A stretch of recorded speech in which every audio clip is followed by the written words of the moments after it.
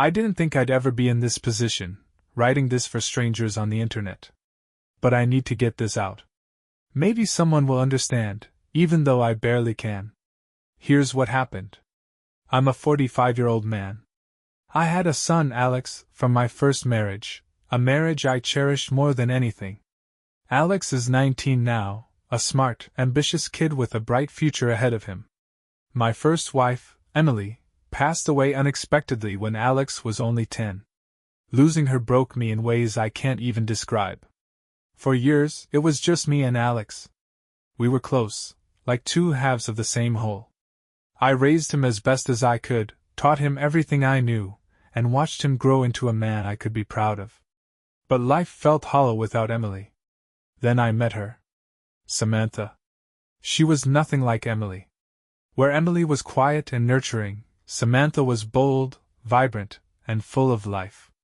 I won't lie, it felt good to be with someone who made me feel alive again. We dated for a year before I proposed. I thought I'd found my second chance at happiness. The first cracks appeared on our wedding night. Samantha seemed distant, distracted, almost cold. I brushed it off as wedding nerves, but something didn't sit right. I kept telling myself I was overthinking it, that I was just being paranoid because I'd lost Emily. Then came the party. It was a small gathering, just a few close friends, Samantha, Alex, and me. We all drank, laughed, and talked late into the night. For the first time in weeks, I felt like things might actually work out. Alex seemed to get along with Samantha, which was a relief. But when I woke up the next morning, my world shattered into pieces. I opened the door to Alex's room to check on him, and there they were. Samantha and Alex. In the same bed. I froze. My breath caught in my throat as I tried to process what I was seeing. They were both asleep, tangled in a way that left no doubt about what had happened. A storm of emotions crashed through me: anger, betrayal, confusion. I felt like I was watching my life burn down in front of me. I didn't say a word. Not yet. I just closed the door and walked away.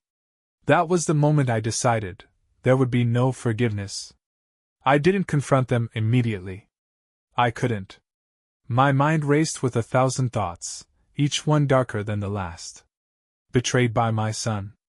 Betrayed by my wife. It felt like the air had been sucked out of my lungs. Instead of exploding in anger, I decided to play it cool, for now. I needed to understand the full scope of what had happened before making any decisions. If I confronted them in that moment, I knew I'd lose control. That day, I pretended everything was normal. Samantha came down for breakfast like nothing had happened, acting cheerful, pouring coffee, and asking about my plans for the day. Alex avoided me entirely, which only fueled my suspicions. I watched them both carefully, noting every glance, every hesitation. Were they hiding something, or was I imagining things? As the day went on, I started piecing together a plan. I had to get to the bottom of this without them knowing I'd seen anything. That evening, I suggested we all sit down for dinner together. Samantha agreed enthusiastically, but Alex hesitated. "I'm not feeling great," he muttered. "I think I'll skip dinner tonight." The excuse was thin, and it only confirmed my suspicions. I pressed him gently. "Come on, Alex. It's just dinner. You barely spent any time with us today." Samantha chimed in. "Yeah, Alex, it'll be nice to have a family meal. You should join us." He finally relented, but his unease was obvious. At dinner, I steered the conversation toward the previous night. I wanted to see their reactions. "Last night was fun, wasn't it?" I said casually, taking a sip of wine. Samantha smiled, but there was a flicker of something: nervousness? Guilt? "Yeah, it was great. Your friends are lovely." Alex didn't say a word. He poked at his food, avoiding eye contact. I leaned forward slightly. "Alex, you seemed to hit it off with Samantha last night. You two spent a lot of time talking." His fork clattered onto his plate, and he looked up at me, startled. "What?" "No. I mean, we didn't really." Samantha cut him off, laughing nervously. Oh, don't tease him, honey. We were just chatting. That's all. But her voice was too light, too forced. The tension was palpable. I kept my expression neutral, but inside, I was boiling. After dinner, I went to my office and locked the door. I needed to think. I needed proof. I had installed security cameras around the house months ago, mainly for peace of mind. I never imagined I'd use them for this. My heart pounded as I pulled up the footage from the night before. And there it was. Around midnight, I saw Samantha slip out of our bedroom and head toward Alex's room. 10 minutes later, the door closed behind her. I couldn't watch anymore. My hands were shaking, my vision blurred with rage. This wasn't just a betrayal, it was a complete violation of everything I held sacred. My son. My wife. They had crossed a line that could never be uncrossed. I sat there in the dark, staring at the screen, my mind racing with what I would do next. They didn't know I knew. And that was the advantage I needed. By the time I left my office, my mind was made up. I wouldn't confront them yet. Not until I had everything in place. I didn't want to just accuse them. I wanted to make sure either of them could talk their way out of it. The next morning, I acted as though nothing was wrong. I kissed Samantha on the cheek, asked Alex about his classes, and went about my day as usual. If they suspected anything, they didn't show it. But beneath the surface, I was already laying the groundwork for my plan. First, I needed more evidence. The camera footage was a start, but I wanted something undeniable, something they couldn't explain away. I went out that afternoon and bought a small voice recorder. That night, I slipped it under the couch cushion in the living room, where they often talked when they thought I wasn't around. It didn't take long for the recorder to pay off. 2 nights later, I reviewed the audio, and my blood ran cold. Samantha and Alex were whispering, their voices low but clear. "He's going to figure it out eventually," Alex said, his tone anxious. Samantha shushed him. "Don't be stupid. He has no idea. Just act normal, and everything will be fine." "But what if he finds out?" Alex pressed. "He won't," she snapped. "And even if he does, we'll deal with it when it happens." Hearing those words, hearing them together, sent me into a cold fury. I was done waiting. It was time to act. The next step was to ensure they couldn't see what was coming. I started dropping hints, subtle comments designed to make them squirm. At breakfast one morning, I casually mentioned, "I've been going through some old security footage. It's amazing what you catch when you're not paying attention." Samantha's hand froze on her coffee mug, just for a second, before she recovered and smiled. "Oh? Find anything interesting?" I shrugged. "Not yet. But you never know." Later, when Alex was alone in the kitchen, I stopped by and placed a hand on his shoulder. "I hope you know you can tell me anything, son. I'd hate to think you were keeping secrets from me." His face went pale, but he mumbled, "Of course, Dad." They were both on edge now, which was exactly what I wanted. The more they squirmed, the more careless they would become. The final piece of the puzzle was the party. I decided to host another gathering, just like the one where this nightmare began. This time, though, it wasn't about celebration. It was about setting the stage for what was to come. I invited the same friends, made the same drinks, and encouraged Samantha and Alex to join in on the fun. They both seemed hesitant at first, but I insisted. "You two were the life of the party last time," I said with a smile. "Come on, let's make it a night to remember." If they suspected anything, they didn't show it. But as the party went on, I noticed them exchanging nervous glances. They stuck close to each other, whispering when they thought no one was watching. They had no idea I was already one step ahead of them. As the night wound down and the guests began to leave, I made my move. "Samantha, Alex," I said, my voice calm and measured. "Why don't you two help me clean up? We can talk while we work." They exchanged a quick glance, but neither of them argued. This was it. The moment I'd been waiting for. The house was quiet now, the party guests long gone. The three of us stood in the dimly lit kitchen, surrounded by half-empty glasses and plates stacked in the sink. Samantha and Alex avoided my gaze, their unease almost palpable. I leaned casually against the counter, watching them fidget. You know, I started, keeping my tone light. I've been thinking a lot about trust lately. Samantha forced a smile. What do you mean? Trust is the foundation of any relationship, don't you think? I continued, ignoring her question. Whether it's between a husband and wife, or a father and son.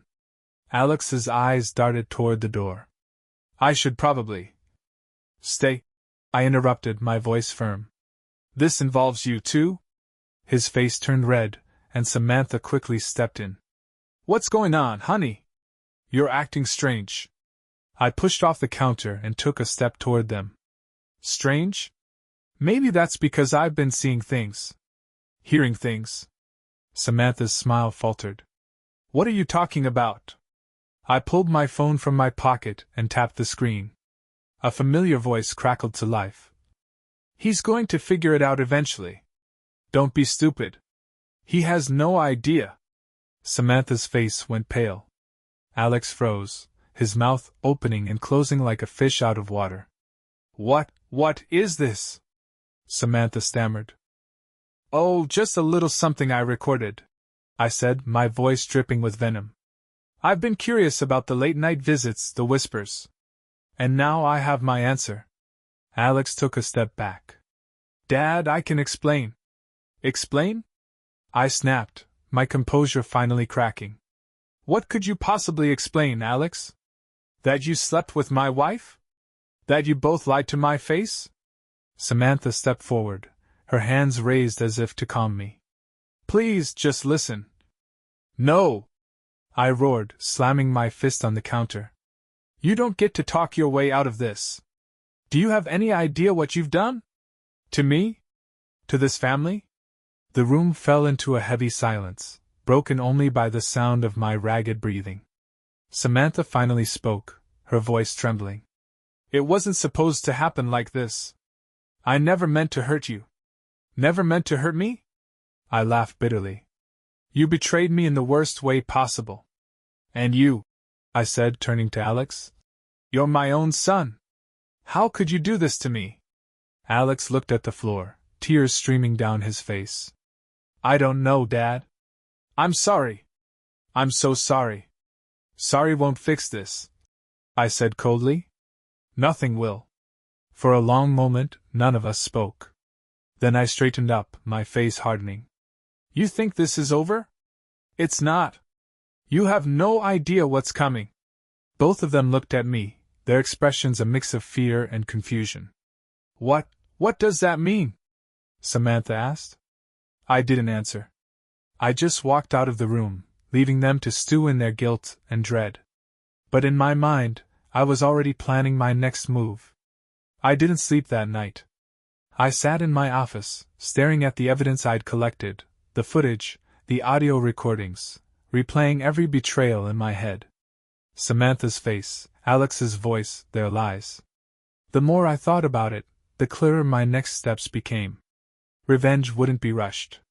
It had to be calculated, precise, and unforgettable. The following morning, I put on a calm face. Samantha tried to act normal, bustling around the kitchen like nothing had happened. Alex kept to his room, avoiding me entirely. Good. Let them think the storm had passed. I spent the day making preparations. I started with Samantha. I knew her weaknesses, her vanity, her ambition. She'd always talked about wanting to start her own business, but she never had the resources. So, I dangled the carrot. At dinner, I brought it up. Samantha, I've been thinking about that boutique you've always wanted to open. Why don't we make it happen? She blinked, startled. What? Really? Really? I said with a smile. You've been so supportive of me and Alex. It's time I returned the favor. Her relief was almost comical. She thought this was my way of forgiving her, of moving on. She had no idea it was a trap. For Alex, my approach was different. I played the concerned father, pulling him aside for a private talk. Son, I said, my voice heavy with fake sincerity. I've been thinking about what you said. About being sorry. I want to give you a chance to make things right. His eyes lit up with hope. Really? How? Let's take a trip, I said. Just the two of us. Somewhere quiet, where we can talk and work through this. He hesitated, but eventually nodded. Okay, Dad. I'd like that. Perfect. Over the next few days, I finalized my plans. Samantha was busy dreaming about her new business, completely oblivious to the fact that the funds I promised were tied up in accounts she'd never access.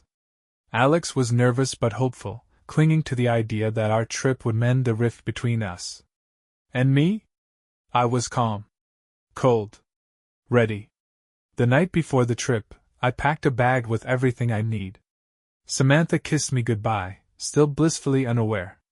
Have a good time, you too, she said, her smile almost convincing. I nodded. We will. Alex and I set off early the next morning. I told him we were going to a cabin I'd rented in the woods, a place to clear our heads and rebuild trust. He seemed grateful, even excited. But he didn't know what awaited him. The drive to the cabin was long and quiet. Alex sat beside me, fiddling with his phone, occasionally glancing in my direction. I could tell he was nervous, but he didn't ask questions. Maybe he thought silence was safer. We arrived just before sunset. The cabin was secluded, surrounded by dense woods with no neighbors in sight. It was the perfect place for what I had planned. This is nice, Alex said, stepping out of the car. I forced a smile. Thought it'd be a good spot to clear our heads. No distractions, just you and me. Inside, the cabin was simple but comfortable, just a few rooms, a fireplace, and a kitchen stocked with the basics. I set down my bag and told Alex to get settled. We spent the evening cooking dinner together, talking about old memories. It felt almost normal, like we were back to the days before Samantha entered our lives. But underneath it all, I could see the guilt in his eyes. After dinner, I suggested we sit by the fire and have a drink. He hesitated, but eventually agreed. As the flames crackled, I poured us both a glass of whiskey. Here's to new beginnings, I said, raising my glass. Alex clinked his glass against mine, but his hand was shaking. To new beginnings. We drank in silence for a while, the tension building. I could tell he was waiting for the other shoe to drop. Finally, I broke the silence. Alex, I need to ask you something. He tensed. What? Why? I asked, my voice calm but firm. Why did you do it? With Samantha? His face crumbled. Dad, I don't know. I wasn't thinking. She came to me. I didn't know how to stop it. Didn't know how to stop it? I repeated, my voice rising. You're not a child, Alex. You made a choice. He put his head in his hands. I'm sorry, Dad. I know I messed up. I'll do anything to fix this. I leaned forward, my eyes locked on his. There's no fixing this, Alex. What you did, what she did, it's unforgivable. He looked at me, panic flashing in his eyes. So why are we here? Why did you bring me? I leaned back in my chair, a cold smile spreading across my face. Because I wanted to give you a chance to understand what you've done. To feel the weight of it. His breathing quickened. What does that mean? I didn't answer. Instead, I stood up and walked to the kitchen. Alex watched me, his face pale. When I returned, I was holding the voice recorder. I played the audio again, the same damning conversation I'd confronted him and Samantha with. I brought you here to make sure you hear this one more time, I said, my voice low. To remind you of the betrayal. To remind you of the choices you made. Alex stood up, his chair scraping against the floor. Dad, please. I'll do anything. Just give me a chance to make it right. I stared at him for a long moment, my expression unreadable. You already had your chance, Alex. And you threw it away. He froze, his face a mask of fear. Outside, the wind howled, and the fire flickered. The atmosphere in the cabin had shifted. Alex realized, too late, that this wasn't a reconciliation trip. This was a reckoning. Alex backed away from me, his face pale, his eyes darting toward the door. "What are you going to do?" he asked, his voice trembling. I didn't answer right away. I let the silence stretch, watching as panic set in. He was trapped, and he knew it. "You think this is about punishment?" I said finally, my voice calm and cold. "It's not. It's about consequences. Actions have them, Alex. You made your choices, and now you'll face mine." He shook his head, his back pressing against the wall. "Dad, please. I'll do anything. I'll leave. You won't have to see me again. Just don't do anything." "Anything what?" I interrupted, stepping closer. "Anything cruel? Anything like what you did to me?" Tears streamed down his face. He tried to move past me, toward the door, but I grabbed his arm and shoved him back. "You don't get to run," I said, my voice low. "Not this time." The fear in his eyes was almost enough to make me stop. Almost. But then I remembered the way he looked at Samantha, the way she defended him, the lies they told together. "You're staying here tonight," I said, my grip on his arm tightening. "And in the morning, we'll finish this."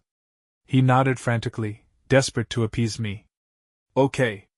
Okay, whatever you say." I released him and stepped back. "Go to your room. Lock the door if it makes you feel safe." "It won't." Alex didn't need to be told twice. He bolted for the small bedroom down the hall, slamming the door behind him. I stayed by the fire, staring into the flames, letting the fury simmer. This wasn't over. The next morning, I woke early. The cabin was eerily quiet, the air heavy with tension. I made coffee and waited, knowing Alex wouldn't be able to hide forever. Finally, I heard the bedroom door creak open. Alex stepped out, his face haggard, his movements hesitant. "Sit," I said, pointing to the chair across from me. He obeyed without question, his hands trembling as he gripped the edge of the table. "I've thought long and hard about what to do with you," I began, my voice steady. "About how to make you understand the weight of what you've done." He swallowed hard but didn't respond. "I could take everything from you," I continued. "Your future, your freedom, your life. But that would be too easy. Too merciful." His eyes widened in fear. "Dad, please." I held up a hand, silencing him. "You don't get to beg. Not after what you've done." I leaned forward, my gaze piercing. "Instead, you're going to carry this guilt with you for the rest of your life. You're going to live knowing that you destroyed this family.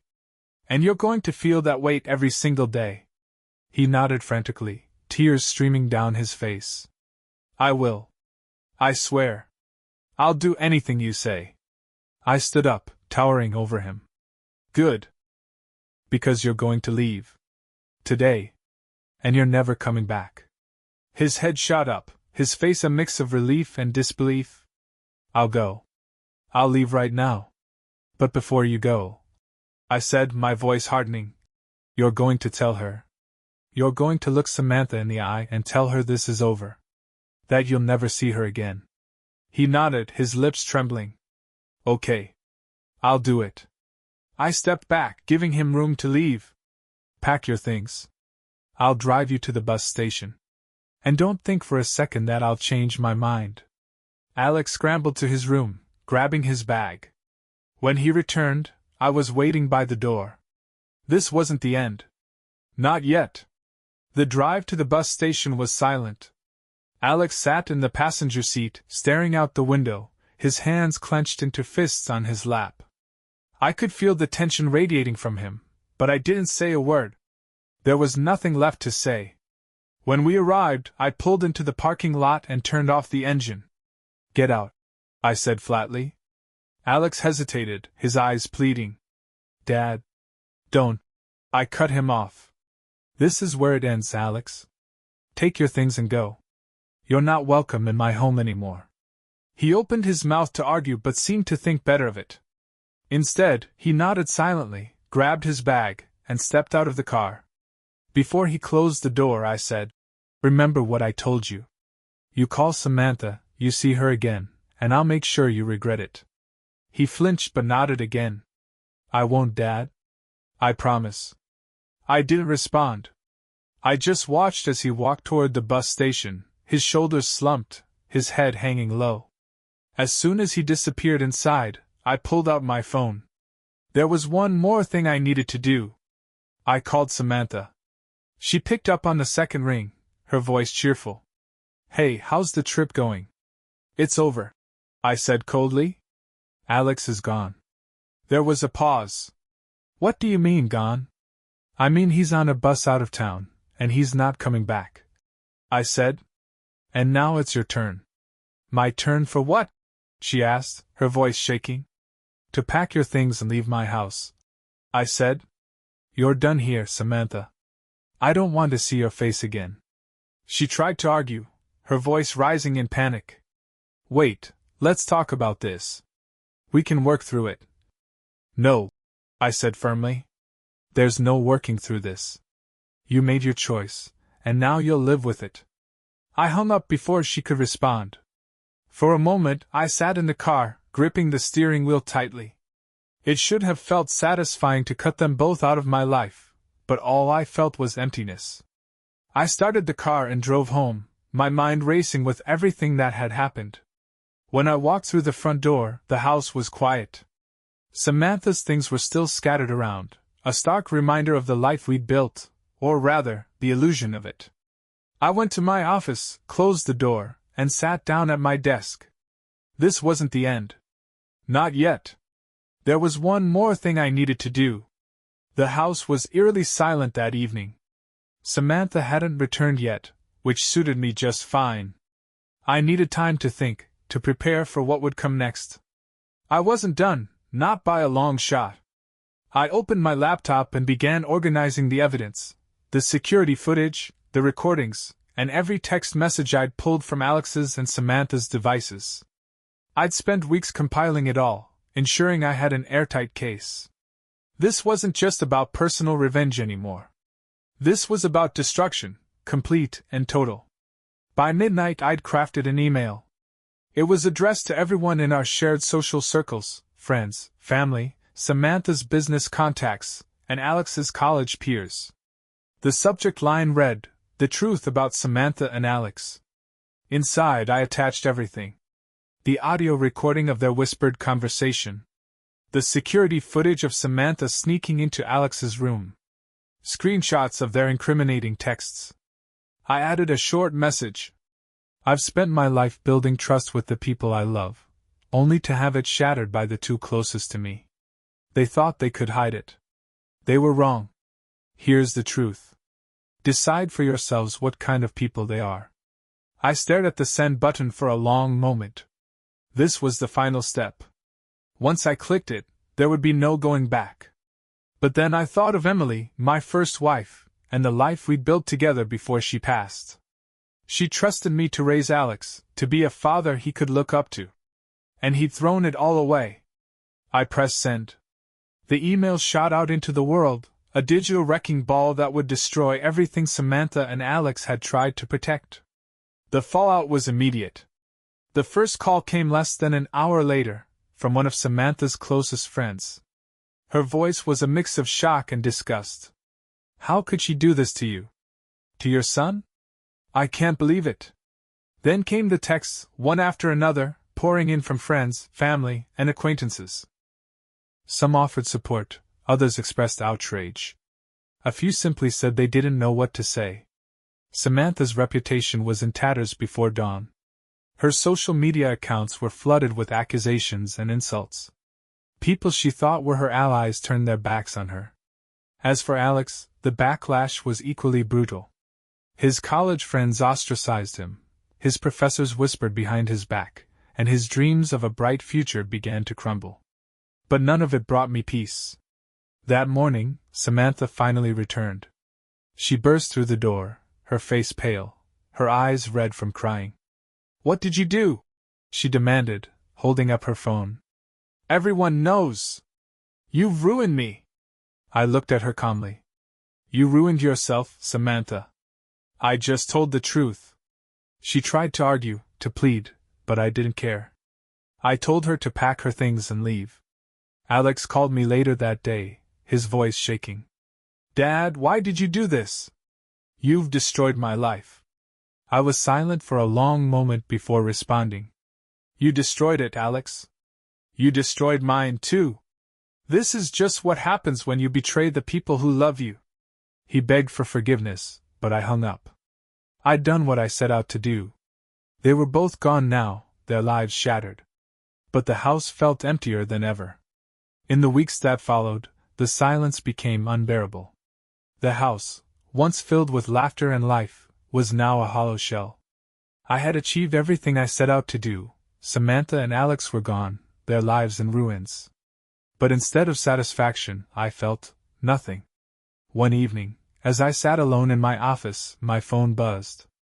It was a message from an unknown number. It read, "You think you've won, but you don't know the whole story." My heart skipped a beat. The message didn't make sense. Who would send this? And what story were they talking about? I tried to brush it off as a prank, but the unease lingered. The next day, I received another message from the same number. Check the safe. The safe. It was an old, locked box tucked away in the closet, filled with papers and keepsakes from my first marriage. I hadn't opened it in years, not since Emily passed. My hands trembled as I turned the combination lock and opened the heavy door. Inside, everything was just as I'd left it: photographs, old letters, legal documents. But then I saw something I didn't recognize: a sealed envelope with my name scrawled on the front in Emily's handwriting. My breath caught in my throat. Emily had left this for me? I tore the envelope open and unfolded the letter inside. As I read it, my world came crashing down. The letter revealed a truth I never could have imagined. Emily had suspected something before she died, something she never had the courage to confront me about. She wrote, "If you're reading this, it means you've found the safe. I don't know how to say this, so I'll just say it outright. Alex may not be your son. I made a mistake years ago, one I've regretted every day since. I don't know for sure, but there's a chance Alex isn't yours." My hands shook as I read the words. My vision blurred, and I had to sit down. Alex, not my son? I couldn't believe it. I didn't want to believe it. But Emily had never lied to me before. Suddenly, everything took on a new light. Alex's betrayal, his connection with Samantha, it wasn't just a betrayal of me. It was something deeper, something that had been simmering beneath the surface for years. I needed answers. I called Alex. He didn't pick up. I tried again and again until finally he answered. "What do you want?" he said, his voice bitter. "Alex," I said, my voice shaking. "We need to talk. It's important." He laughed bitterly. "What could you possibly have to say to me now?" "It's about your mother," I said. "And you." There was a long silence. Then he sighed. "Fine. Where do you want to meet?" We agreed to meet at a park halfway between his new apartment and my house. When I arrived, he was already there, sitting on a bench, his face drawn and tired. I sat down beside him and handed him the letter. He read it slowly, his expression changing from confusion to shock. When he finished, he looked at me, his eyes wide. "You're saying I might not be your son?" I nodded. "I don't know what to believe anymore. But if it's true, it changes everything." He leaned back, his hands gripping the bench tightly. "All this time, I thought I was trying to live up to your expectations, to make you proud. And now you're telling me I might not even be your kid?" I didn't know what to say. The words felt hollow in my throat. Finally, Alex stood up, shaking his head. "You've destroyed my life, Dad, or whoever you are. I don't even know anymore. I don't care. I'm done with you." He walked away, leaving me sitting there, clutching the letter. In the days that followed, I tried to make sense of it all. The betrayal, the letter, the emptiness that now consumed me. I had set out to destroy the people who hurt me, only to discover that my entire life had been built on a foundation of lies. I wasn't sure what hurt more, losing the family I thought I had or realizing it was never real to begin with. The revenge I'd planned so carefully had turned to ashes. And as I sat alone in the quiet house, I realized the cruelest truth of all: the only person left to destroy was myself. If you want more stories like this, don't forget to like, comment, and subscribe.